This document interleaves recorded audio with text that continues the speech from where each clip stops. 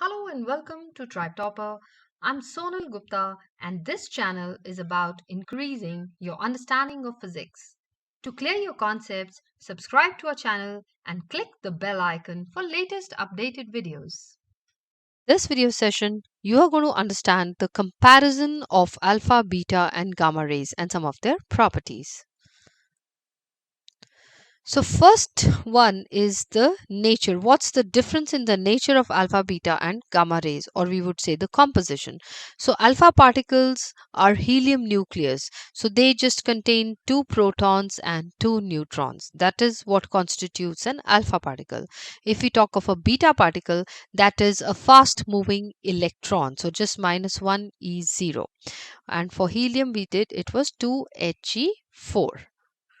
Right, and gamma ray is just a photon, just a neutral energy photon.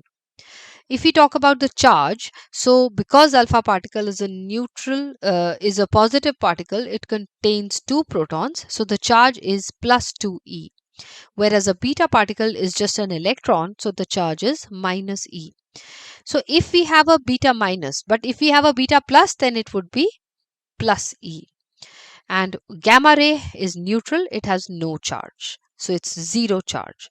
If we talk of the mass, it is the mass of 4 nucleons, so you multiply the mass of one proton or neutron with 4, you get 6.64 into 10 to the power minus 27 kg to be the mass of one alpha particle, whereas mass of a beta particle is simply the mass of an electron, which you might get in your data booklet as well. That is 9.1 into 10 raised to minus 31 kilograms. For gamma ray, again, there is no mass. So gamma ray photons are massless and chargeless particles. They're just the energy. Then a very important one, the fourth one is a very important one, that is the penetration power. So alpha particles, they have the lowest penetration power. They can travel or penetrate through just a few centimeters of the air. Beta particles have a moderate penetration power. By moderate, I mean more than alpha particles, but it is going to be less than the gamma ray photons.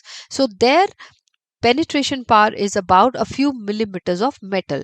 So that means alpha particles would stop even by a thin sheet of paper, whereas beta particles would be able to penetrate at least a few millimeters of a metal sheet as well. But gamma rays, they can travel, rather penetrate up to many centimeters of lead.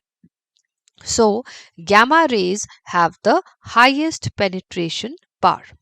So lowest penetration power for the alpha particles and highest penetration power for the gamma rays.